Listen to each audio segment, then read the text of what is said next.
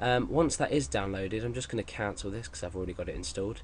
So once it is downloaded, what you want to do is you want to run through the installation process. Hopefully you won't get any errors. If you do get any errors, go onto XAMPP and see if you can find any support. Follow the instructions for installation, and once you've installed, we're going to get to the point that I'm going to talk to you now in the video. So if you'd like to pause the video or close whatever, install XAMPP, and we're going to go ahead and test everything. Okay, so hopefully now you have XAMPP installed. I haven't talked to you about what we're going to do next, but what we're actually going to do is we're going to open up something called the XAMPP control panel application. Now or the XAMPP control panel. Now what this is it's a control panel for your services that are included with XAMPP.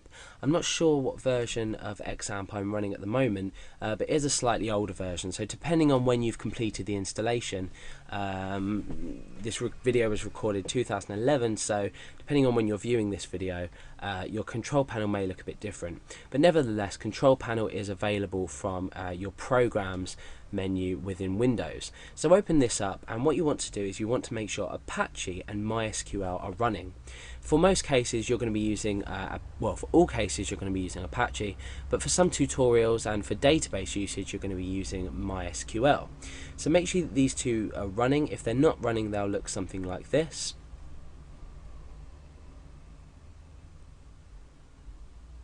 Yeah, okay, oh, so they're going to look like something like that, and to start them you're just going to simply click start, and vice versa. If you need to stop them for any reason, just click stop. So now that they're both running, we see here Apache started port 80 and MySQL started port 3306.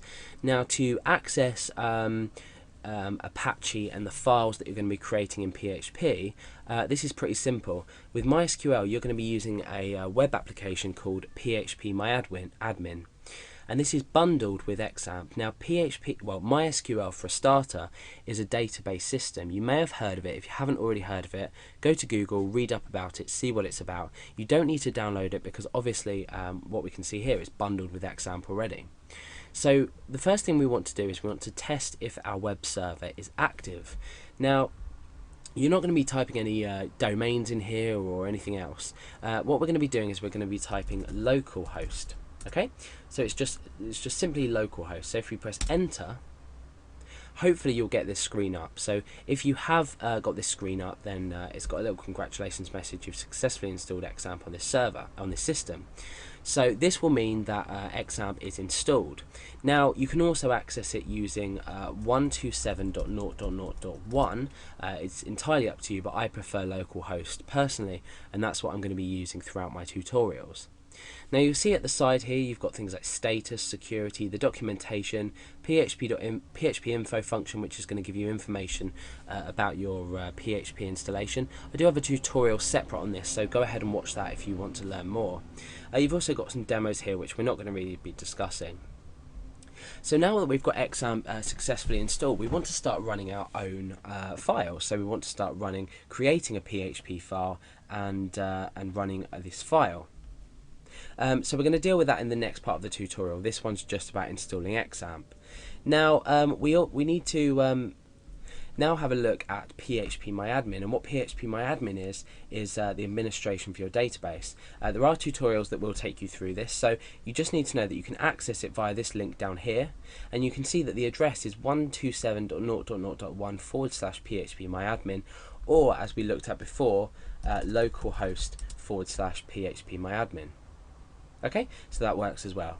So hopefully now you've got XAMPP up and running. The next tutorial in the series is going to talk you through how to create your file and where we're going to find the place to put our file to make it accessible through our now local web server. So we're going to be looking at creating a file in the next tutorial and displaying it with the localhost address.